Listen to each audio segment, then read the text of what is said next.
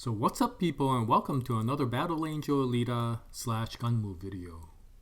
So for today I would like to go over something with regards to Battle Angel Alita Last Order, and it's a question that I've had in my mind and I know a lot of people had in their mind with regards to this comic. It's not particularly something that happens in the plot, but it's more with regards to Alita's character. And this is something that happens somewhere in the latter part of the Last Order comic series. And the question is relatively simple, so I'll keep it simple. Why is feline Alita such a biatch? And I know a lot of you have asked that question, and there's been quite a bit of debate with regards to that, so I figured that I would open it up here so that we could have some discussions in the comment section. When I talk about feline Alita, I'm talking about a certain timeline. And so at a certain point in time, I call her that because it's simple. As you can see in this photo here, she has a tail, a little cute cat tail, and she starts acting a little bit like a cat. And so I'll call that part of the timeline feline Alita. And coming back to the question, why is she such an annoying person? And she gets to be so annoying that I know she kind of upset a lot of the comic readers in saying, wow, I can't really come to like this character at the moment because she is such a B character, right? And so, yeah, why did that happen? Now, before I go on, I would like to give my standard spoiler alert. So, as you can imagine, since this is a Last Order discussion and it is a question I'm asking, we'll probably go into a significant amount of discussion of that part of the story. And so, if you haven't read Battle Angel Alita Last Order, up to the point of, I would say, halfway into the finale of the ZOT Championship, and if you're planning to read the comic, or if you figure that this will eventually make its way into the movie, and if you plan to see the movie, then I would suggest that you turn off this video. But in any case, for anybody who has read Last Order, I know there are many of you out there who have read the entire series up to the most recent chapters of Mars Chronicle. And I know many of you have also asked this question, since I got reminded of this question by CEO Fishing. So I would like to thank CEO Fishing with that. But in any case, I would like to continue on with this. So that is my spoiler alert, and as always, please watch at your discretion. Okay, so with regards to Alita, as we know, or the comic readers who have read Last Order know, there's a certain part of the story where Alita gets resurrected again. And during that time, there are noticeable changes in her. The most notable being her appearance, in that she does get some unusual physical appendages, and she does have a different clothing fashion style. But on top of that, of course, she also gets a level up, a significant level up in her fighting capabilities, including getting the wormhole generator, as well as the improvements in her command of the Imaginos body, and of course her overall fighting skills. But with that, we start seeing that Alita also gets a kind of a change in personality. And it's one that people didn't particularly like because of the fact that Alita up to that point was a relatively somewhat humble sort of person. Considering all the capabilities she had, she was relatively a friendly, somewhat easygoing person if it wasn't for her dark background. And even with her dark background, she was a very sympathetic person, and she was a relatively empathic and self-reflecting sort of person. And to some extent, that might have been a negative because of the fact that that always gave her a little bit of self-doubt. But at the same time, it gave her a softness and humility that helped her not lose herself through her capabilities. But with the recent level up, or with the level up after the resurrection, from a positive note, you could say that she gained a bit more self-confidence. But on the negative note, you could call that self-confidence a note of arrogance. And you notice that through her interactions with many people. Some of them were positive because of the fact that she was able to kind of take on, embody in not a physical, but a psychological showdown. But she also started becoming a lot more conflicting or, challenging to a lot of people, such as Zex, to some extent Zazie, and probably the most noticeable part of her change to arrogance was when she kind of met with Toji, that great electromagnetic karate master. And it was due to something that happened previously prior to her resurrection with Toji that seemed to have amplified her somewhat anger or annoyance to Toji. And it was interesting because of the fact that although in the beginning I think readers didn't particularly like Toji when he first came out, by the end of the original battle, I think people started respecting Toji because he was a warrior.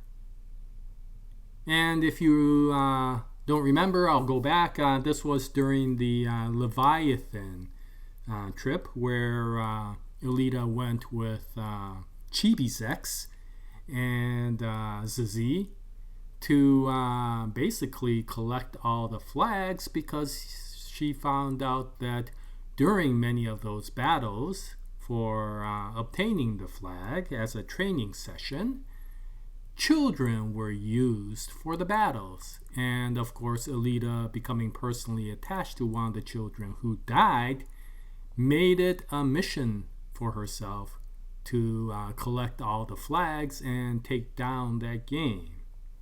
And during that time, that's when she met Toji and the electromagnetic karate team.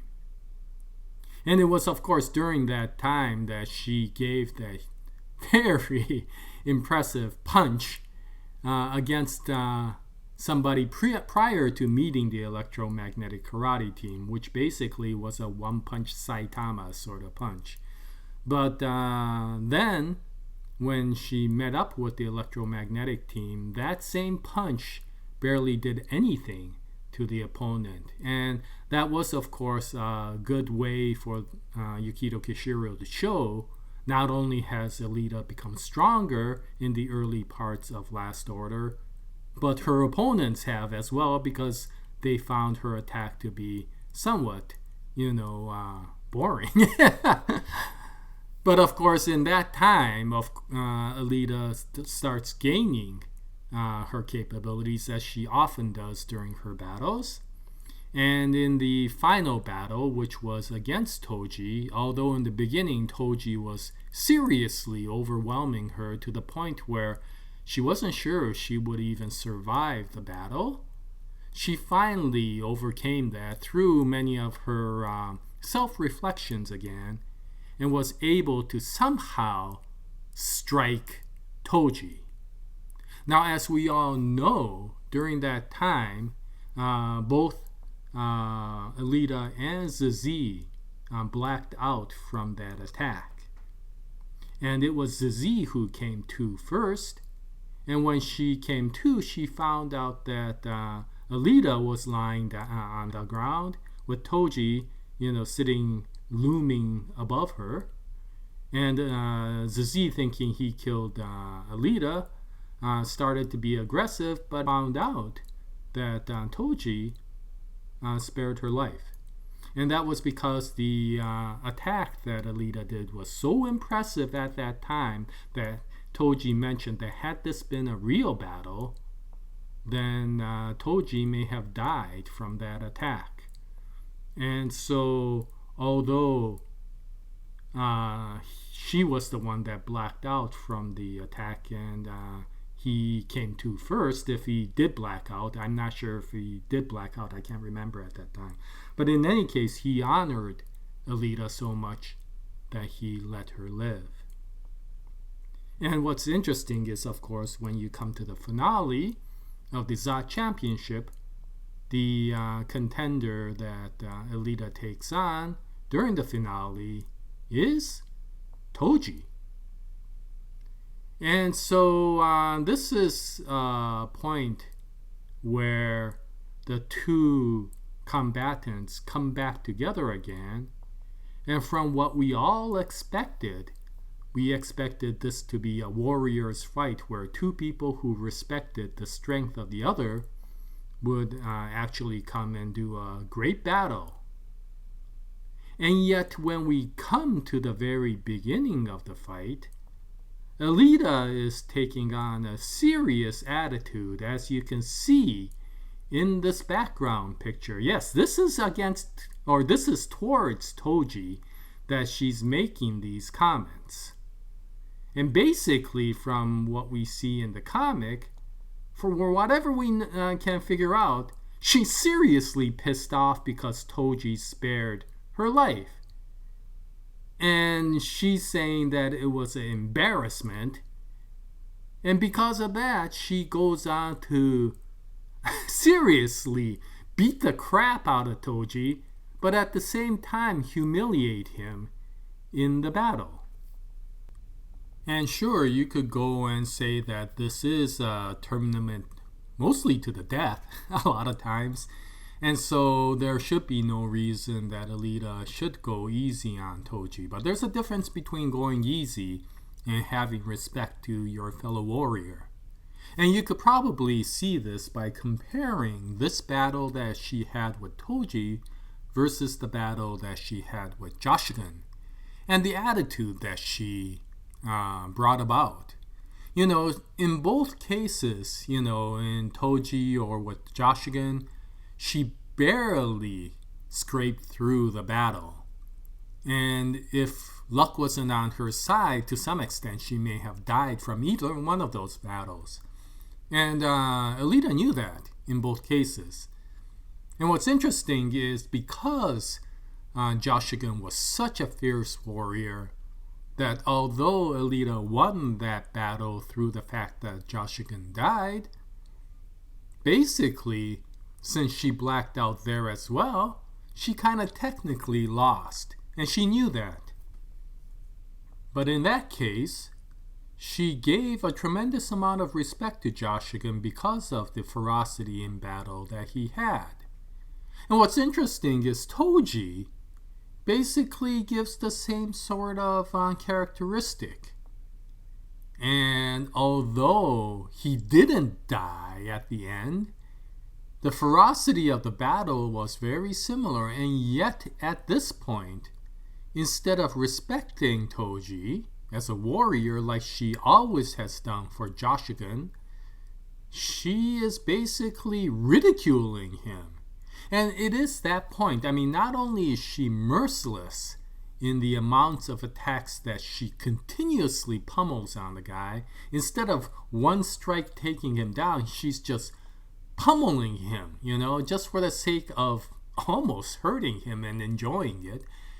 And at the same time, verbally abusing the guy to tell him how terrible a warrior he is.